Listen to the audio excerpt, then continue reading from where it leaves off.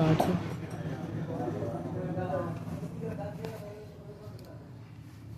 Seal compressor के अंदर single phase में जो मोटर होगी उसके अंदर दो वाइंडिंगें होंगी। एक रनिंग वाइंडिंग है, एक स्टार्टिंग वाइंडिंग। एक रनिंग वाइंडिंग है जो मोटे तार की होगी, ये वाली, और ये अंदर की तरफ जो है बारीक तार की स्टार्टिंग वाइंडिंग है। दो वाइंडिंग होंगी, ठीक है।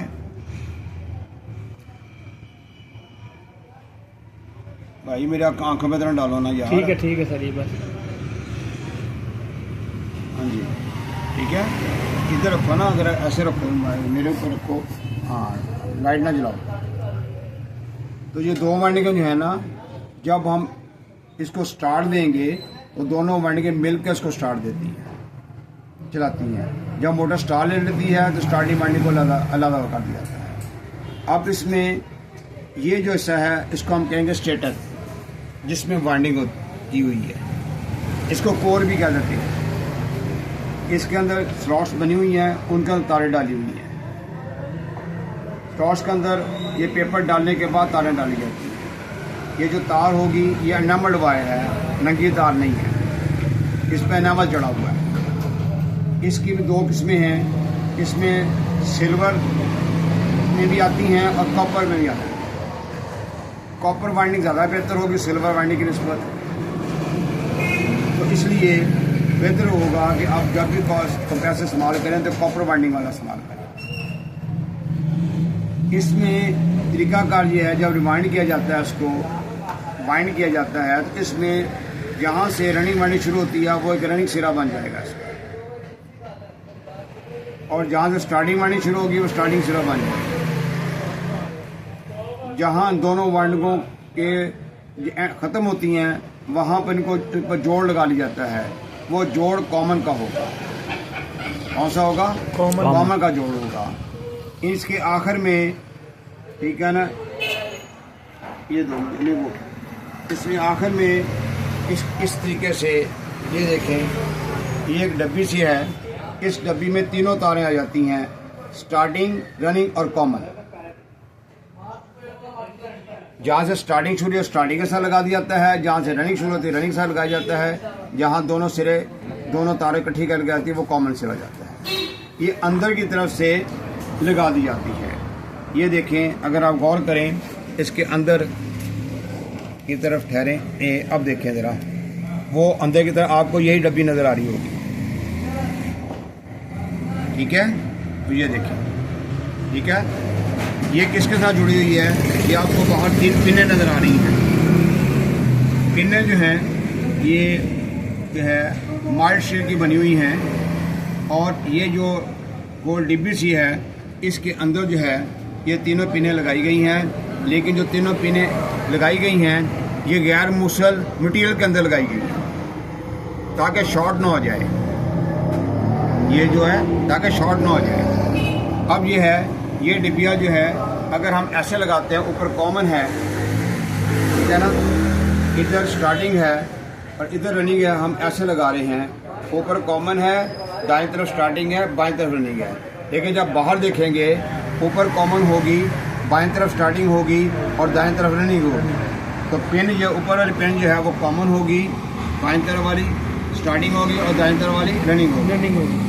लेकिन अगर इसी डिब्बिया को हम चेंज कर देते हैं तो स्टार्टिंग रनिंग कॉमन जो है वो भी चेंज हो जाएगी। ये नेशनल जो है कंप्रेसर जो है जापान का है, ये इंडोनेशिया में बनाया जाता है, मलेशिया में बनाया जाता है, चाइना भी इसको बना रहा है, ठीक है ना।